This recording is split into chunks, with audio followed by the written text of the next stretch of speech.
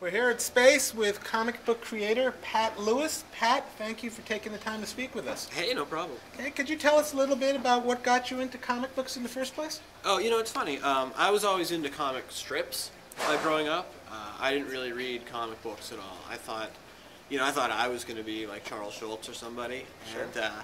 And gosh, that was really my planned career path for a while. Even after college, I was submitting newspaper strips to the syndicates, and that market is just getting smaller and smaller. It's shrinking, and and after I had some close calls with the syndicates, and I came pretty close to having a strip done, but that eventually fell through, and I kind of got discouraged, because it was a lot of work to submit to 5 people for these horrible odds that were against you, and you get rejected, and you have to start all over again. You couldn't do anything with with a newspaper strip idea, but submit it to newspapers. So eventually, I kind of realized, well, why don't I just do something that I could show to to other people that other people would have an interest in, not just these like 5 editors. Now, what were some of the strips that you were a big fan of growing up and reading? Oh, well, Peanuts always. I was always a big fan of Foxtrot. Sure.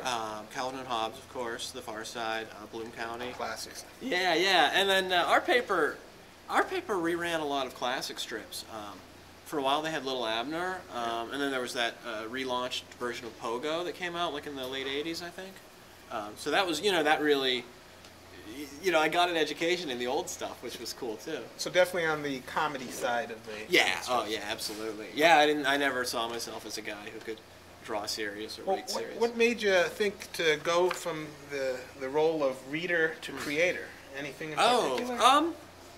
Gosh, I don't know. I mean, it's just something I always did since I was a little kid. I would draw my own little comic strips and stories and stuff, and it just never occurred to me that most people didn't do stuff like that. Sure, absolutely. Now, what are some of the comics that you've created that you're most proud of? Gosh, I have Abominable and One Horse Town, which are both nominated here for the Day Prize. I have a new one called The Titusville Geek. I have one called Bad Date. They're all standalone stories that little self-contained bits that I've done. Now, your comics, I've read them. I'm a big fan. They seem to pattern themselves in part like a strip, where each page has its own punchline. Yeah, I think that's just sort of a timing thing that I see a lot of other guys that do that. Jeff Smith, I think, does that a lot. That sort of works to a little gag at the end of a page. So is that the type of form you're continuing with on the comics that you're creating now? Yeah, I think so. That's great. Yeah. And, now, so in general, what goal do you have when you create a comic book? What are you trying to get across to the reader? I want to entertain. Sure.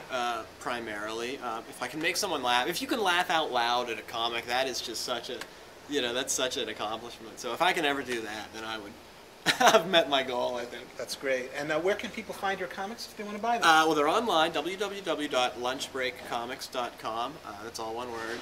Or, certain shops around the country. Jim Hanley's Universe has them. Copacetic Comics in Pittsburgh carries them. There's a few other shops, but my site's probably the best place to go. Sure. And are they all mini comics? They are now, yeah. Actually, I'll have a book coming out. A compilation. In the fall from IDW Publishing. In November, it'll be coming out called The Claws Come Out. And Awesome. That's going to be some of my mini comics and some new material, all monster stories. Well, I'm definitely looking forward to that. Well, thanks I a lot. appreciate you taking the time to talk Sure with thing, us. no And problem. good luck. We look forward to reading your comics in the future. Hey, well, thanks for having me. Take care. All right.